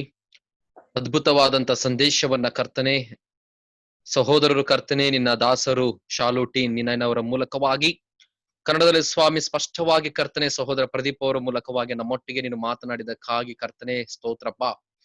ಕರ್ತನೆ, ಶೋಧನೆಗಳನ್ನು ಹೇಗೆ ಜಯಿಸಬೇಕು ಕರ್ತನೆ ಎಂಬುದಾಗಿ ನೀನು ತಂದೆ ನಮ್ಮ ಜೊತೆಯಲ್ಲಿ ಮಾತನಾಡಿದಕ್ಕಾಗಿ ಸ್ತೋತ್ರ ಅಪ್ಪ ಪ್ರಭು. ಹೌದು ಕರ್ತನೆ, ನಿನ್ನ ಕೃಪೆಗಾಗಿ ನಾವು ಬೇಡ್ತೇವೆ. ಅನೇಕ ಯವನ ಮಕ್ಕಳು ಕರ್ತನೆ ಈ ಒಂದು ಸಂದೇಶವನ್ನ ಕರ್ತನೆ ಕೇಳುವಾಗ, ಇನ್ನು ಮುಂದೆ ಸ್ವಾಮಿ ಕರ್ತನೆ ಕೇಳಲಿಕ್ಕಿರುವಾಗ ಪ್ರಭುವೇ ಕರ್ತನೆ ನಿನ್ನ ಕೃಪೆಗಾಗಿ ಬೇಡಿಕೊಳ್ಳುವಂತೆ ಸಹಾಯ ಮಾಡು. ನಾವಾದ್ರೂ ಕರ್ತನೆ ನಿನ್ನ ಕೃಪೆಗಾಗಿ ನಾವು ಬೇಡ್ತೇವೆ ಸ್ವಾಮಿ. ಕರ್ತನೆ ಶೋಧನೆಗಳನ್ನು ಜಯಿಸಲು ಸ್ವಾಮಿ ನಿನ್ನ ಕೃಪೆ ಮಾತ್ರವೇ ನಮಗೆ ಸಾಧ್ಯ ಕರ್ತನೆ. ಆದ್ರಿಂದ ದೇವರೇ, ಅದ್ಭುತ ರೀತಿಯಲ್ಲಿ ಸ್ವಾಮಿ ನಮ್ಮ ರಕ್ಷಣೆಯನ್ನು ಕೂಡ ಕರ್ತನೆ ನೀನು ನಿಶ್ಚಯಪಡಿಸಿದಕ್ಕಾಗಿ ವಿಶೇಷವಾಗಿ ಸ್ತೋತ್ರಗಳು ಕರ್ತನೆ. ನಿನ್ನ ವಾಕ್ಯದ ಮೂಲಕವಾಗಿ ನಮ್ಮನ್ನು ಬಲಪಡಿಸಿದಕ್ಕಾಗಿ ನಾವು ಕೊಂಡಾಡ್ತೇವೆ ಸ್ವಾಮಿ. ಕರ್ತನೆ, ನಿನ್ನ ಚಿತ್ತವಿದ್ರೆ ನಾವು ಮತ್ತೊಂದು ಸಾರಿ ಈ ರೀತಿಯಾಗಿ ಕೂಡಿ ಬರ್ಲಿಕ್ಕೆ ನೀನು ತಾನೇ ಸಹಾಯ ಮಾಡು. ಈ ಒಂದು ಕಾರ್ಯಕ್ರಮವನ್ನು ಸ್ವಾಮಿ ಕರ್ತನೆ ವಿಶೇಷವಾದ ರೀತಿಯಲ್ಲಿ ಆಸ್ವಾದಿಸು. ಇನ್ನು ಕರ್ತನೆ ಅನೇಕ ದಿವಸಗಳ ಕಾಲ ಮುಂದುವರಿಲಿಕ್ಕೆ ನೀನು ತಾನೇ ಸಹಾಯ ಮಾಡು ಕರ್ತನೆ. ಎಲ್ಲರನ್ನೂ ಕೂಡ ಪ್ರಭು ನಿನ್ನ ಕರಳಿಗೆ ಒಪ್ಪಿಸಿಕೊಡುತ್ತಾ ಈ ಪ್ರಾರ್ಥನೆ ಒಡೆಯನು ರಕ್ಷಕನಾದ ಯೇಸು ಕ್ರಿಸ್ತನ ನಾಮದಲ್ಲಿ ಬೇಡುತ್ತೇವೆ ನಮ್ಮ ಪರಲೋಕದ ತಂದೆಯೇ, ಆಮೆನ್. ವಿಶೇಷವಾಗಿ ಹಾಡಿನಲ್ಲಿ ನಡೆಸಿದಂತ ಸೋದರಂತ ಶಿವಕುಮಾರ್ ಅವರಿಗೂ ಸಹ ವಂದನೆಗಳನ್ನು ತಿಳಿಸ್ತೇವೆ. ಅದಕ್ಕಿಂತ ಹೆಚ್ಚಾಗಿ ಭಾಷಾಂತರ ಪಡಿಸಿದಂತ ಸೋದರಾದಂತ ಪ್ರದೀಪ್ ಶಿಂದೆ ಅವರಿಗೂ ಸಹ ಈ ಕೂಟದ ಪರವಾಗಿ ವಂದನೆಗಳನ್ನ ತಿಳಿಸುವಂತವರಾಗಿದ್ದೇವೆ. ಭಾಗವಹಿಸಿದ ಎಲ್ಲ ಪ್ರಿಯರಿಗೂ ವಂದನೆಯನ್ನ ತಿಳಿಸ್ತೇವೆ. Thank you very much.